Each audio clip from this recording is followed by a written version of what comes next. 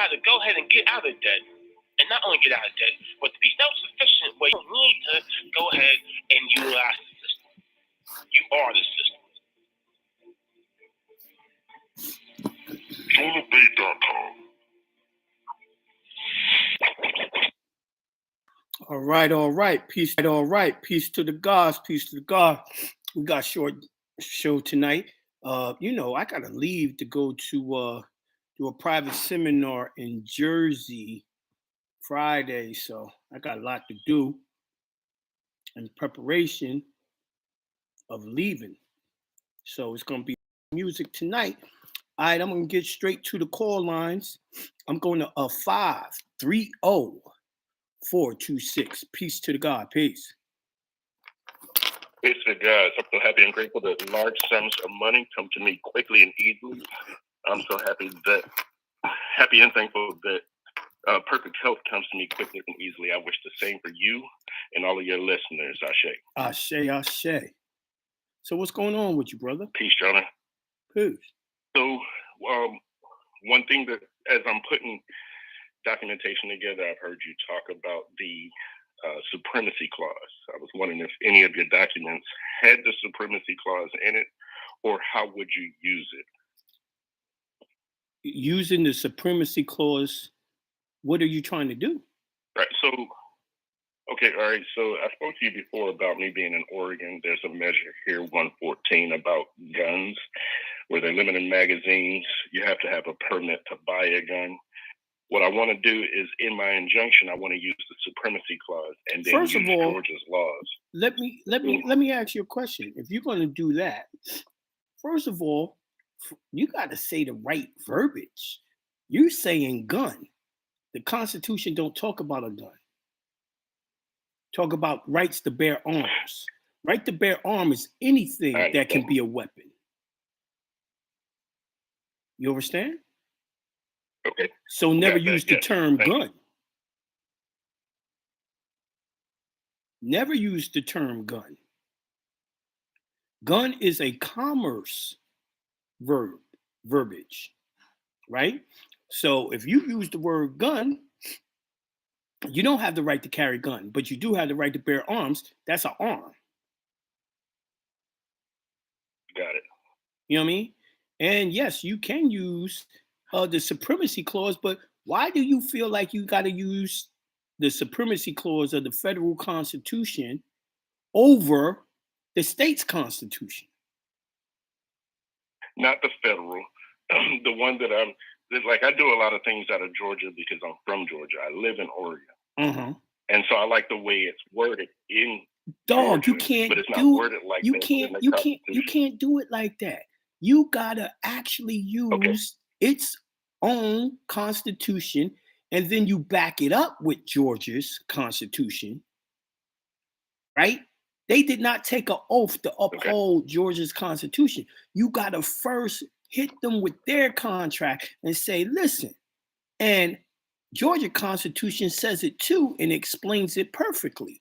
Now, you don't have to use the supremacy clause.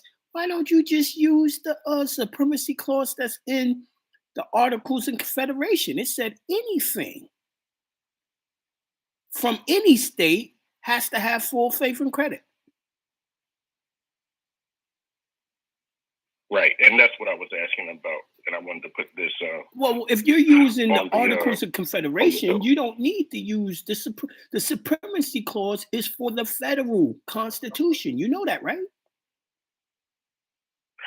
That was something I misunderstood. You just cleared it up.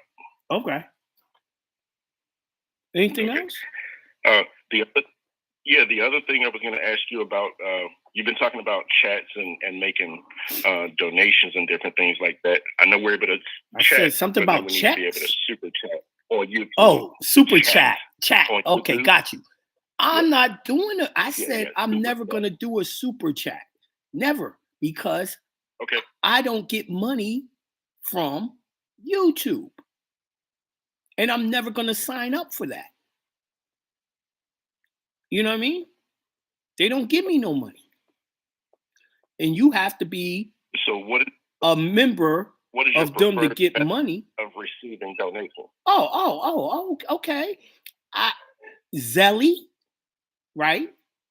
If you have Zelle, or just go to my site, jonahbay.com, and use PayPal. It's a PayPal donation right there on the site to the right-hand side. Sounds good. All right, then. Peace, brother. Peace. And no, I didn't prompt him to ask those questions, y'all. He did it on his own. You know, some people appreciate the knowledge. Someone said on the gram, see, I need y'all new people to slow your ass down and learn how to navigate before you ask some question like this. Mr. Jonah, I know for a fact you knew if you calling me Mr. Jonah. Sound like an old Christian woman. You need to give me a call for the consultation. You forgot about me. I did not forget about you. First of all, you probably just got this damn consultation. Number one. Number two, the problem is y'all believe y'all the only ones calling for consultations? Some days I get 50 consultations in one day. Y'all get 15 minutes. I stop consultations doing them at 6 o'clock. Most of the time before 6 o'clock. How you gonna get called that day? Matter of fact, it's gonna take several days before you get a call. And if I'm fucking busy doing seminars, webinars, and all that, you ain't getting a call until I'm done with all of that, right? Then also, here's the thing too. You don't get a consultation the same day you order it. You have to wait your turn. It's people in front of you, so therefore you're gonna wait until I get down to your name on the list. Now, another thing is you newbies don't follow instructions. Now, when you ordered your consultation, it tells you to contact the number it gives you. Did you contact that number? You're supposed to text that number and tell me the order number for consultation. Did you do that? Because if you didn't do that, you'll be waiting all year and won't get it. Follow instructions, you have no problem. If you don't follow instructions, that's where you get the problems. You feel me? All right, I'm going to the next caller. I'm going to 901-661. Peace to the God. Peace. Peace to the God. Peace to the God. What's going on, bro? Hey, so I wanted to ask, when dealing with a court case, right? Do you do the motion to dismiss along with the rebuttal, or is the motion to dismiss the first motion to dismiss is the first of all, you gotta do a motion dismiss is based off the fact that they did something wrong, right? Ask them for discovery.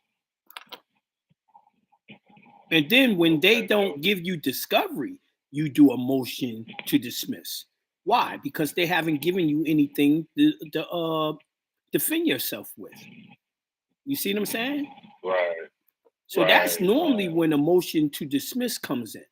Now, you also can do a motion to dismiss if they lack subject matter jurisdiction. I have a new template up there for constitutional jurisdiction, right? And you tell them that they don't have you in the right court because you read the Constitution. Then you ask for a motion to dismiss because they have you in the wrong court. And if they try to move you to another court, that would be double jeopardy. So those are the two instances you would do a motion to dismiss, but you can't just straight up ask for a motion to dismiss just because you want to. You got to find something wrong. Right. Okay. So, what about the rebuttal? Do I do the rebuttal as well? When you say rebuttal, you're talking about you always, to me, if you're doing a motion to dismiss, right, for lack of subject matter jurisdiction, you're going to put that in first, and that's all you're going to put in, right? Right. If you put in discovery, you're going to ask them for discovery, and that's all you're going to put in, because if they can't provide you with that discovery, case is over. You ask them for a motion to dismiss, right? Now, if the case goes on, then you rebut the affidavit and put in your affidavit of truth. Rebutting an affidavit is acting like the case has merit. You're arguing. Okay. You understand? So that ain't the first thing you do. You feel me? Okay. So do you have a motion of discovery on your site as well? Of course. Okay. I'm gonna go on there and get this, so I can go ahead and switch it. All right. Well, another thing was, like, if I get something, I remember you speaking about authentication. So if I wanted my documents authenticated, but wasn't coming from the state, it was coming from like the Library of Congress. Who do I take? Why would you, if you got it from the Library of Congress, you don't need to authenticate it? Oh, okay. Just if I get it from the state. Right. Okay. Normally what happens is if you get it from the state and you try to use it in court, it's normally you're going to use it in another state court, right? Then you would get it authenticated, right? But if you're in the state and using the state stuff, you don't have to get that authenticated, especially if you took it from a government website. It's self-authenticating. Right. Okay. All right. Well, I yield the floor. Man. All right. Peace, God. Peace. I'm going to 585 328. Peace to the God. Peace. Peace to the God. Peace to the God. I gotta turn you down so you're not echoing. Okay. I'm so happy and grateful that Liar Sons of Health, Wealth, and Prosperity come to you and I and everybody listening tonight. Ashe. Thank you. I have a few questions for tonight. My first question is dealing with the 8832. The last part where you put the signatures and you give consent is dealing with the enterprise number. And I just was wondering, I know before I used beneficial owner and authorized representative, but I know dealing with this is the owner for doing the enterprise, the owner is the Express Trust. That's why you put down the Express Trust 98. It's the owner. So the foreign trustee would have to sign for that? No. Who's going to check? To give signature? First of all, y'all are supposed to have a signature stamp of the foreign trustee, right? Yes. And the seal of the Express Trust. Seal that bitch and stamp the fucking thing. It's signed. Okay. You know, y'all got to get used to using those two things the same way the Secretary of State uses it, right? Secretary of State is never there when you go get stuff authenticated. His secretary takes his signature, stamps it, puts the seal on it. It's done, just like he signed it. That's the whole point of having the signature stamp and the seal. So are you telling me that's the only signature that's needed now, being that, you know, it's in trust, it just needs that one signature to be complete? Your question is too general. I need more info. You know, it asks for, you know, I don't know if it was supposed to be two signatures. The 8832 don't ask for several signatures. Does it? I don't remember. I don't have the form in front of me right now, but I do remember it being two signatures on it. I think you tripping. But let me see. No. Okay. Yeah, I think you tripping. I could be, but I just want to be for sure. See, better be glad it's consultation Wednesday. I'd be getting on your ass talking about you supposed to know. But when you don't know and you're not sure on consultation Wednesday, I gotta just answer. Yes, that's why I called. I'm a student too. I need to know. Okay, yes, a consent statement and signatures. It has just a couple of lines, but it got mad signatures. Word is bond. But listen, the only one that's gonna sign it is right. The owner of the entity, the one creating the entity. Who created the entity? Yeah. Right? You see what I'm saying? Say that again. You cut out. You are creating the entity, the actual express trust. So the express trust trustee would sign it. Yes. Okay. All right. All right. Yeah. I have one more question. I did remember. I don't know if you recall, because I know you're a busy man. Right. But if you recall, I did a FOIL for the house with the mortgage. Yeah. And I told you they was giving me the runaround. Yeah. So now they still giving me the runaround. They done extended it twice. I did it online, and they not trying to give up no information. But I still never because what you asking for is all the proof from the of what that loan was, because there was no loan. You gave it with the promissory note, right? Of course, they don't want to get that up. Self-incriminating. Yeah. Now you can sue for that too. Yeah. Yep. So wait. So my question is, since they're not trying to give it up, and I have found on website and different things like that who the board is and all the rest of that, can I just take that information and just move forward? Yeah, you could. Okay, that's all I need to know that I can do. All right. Okay. Now, this way, and if you want to say no, you can say no to me, and I'll just take it.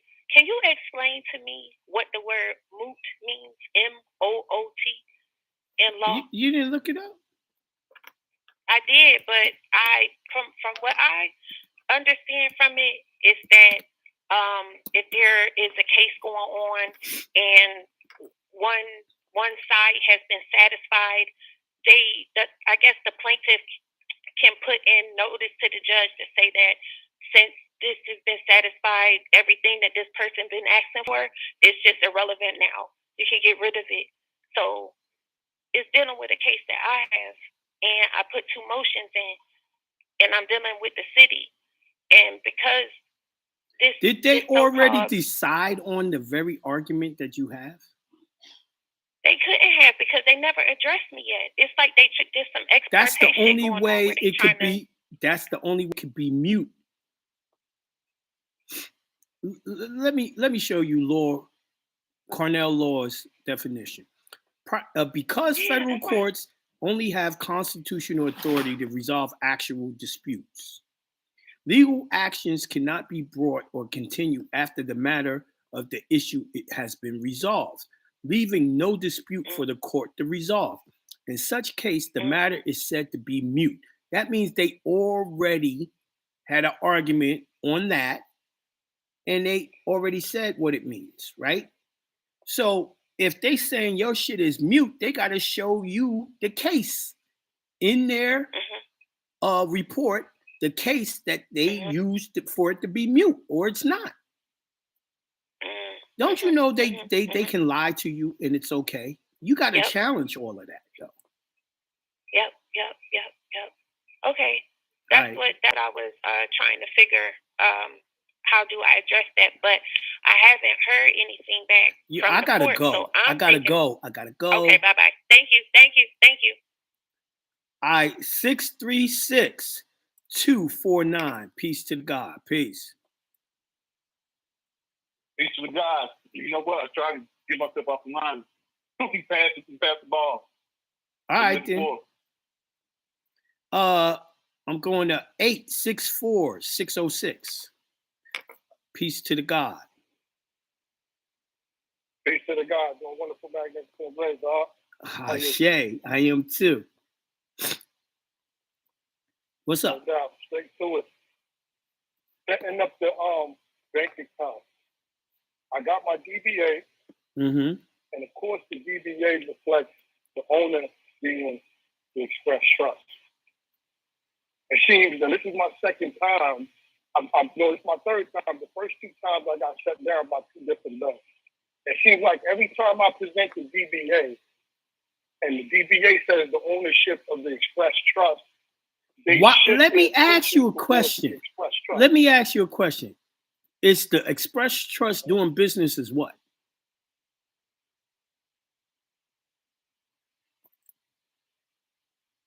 You heard my question? What, the name? The Express Trust is doing business as what? As Deshaun Lamarck, and you can put, in this state, you can put three names or three titles up here. So I have all three of the names that I'm doing business as. Mm-hmm. Dog, they're looking at you like you trying to do fraud.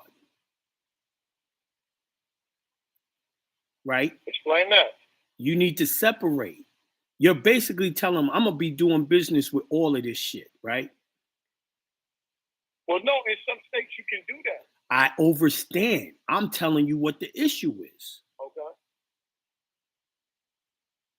Nigga, if you go to a bank, try to cash a check, but you pull out your ID and you got 3 different motherfucking state licenses, what they gonna do? But that's your license. That's no. Answer my question. Answer my question, dog. If you pull out three licenses, they're gonna be looking at you crazy. But on your DBA, you got the same type shit going on.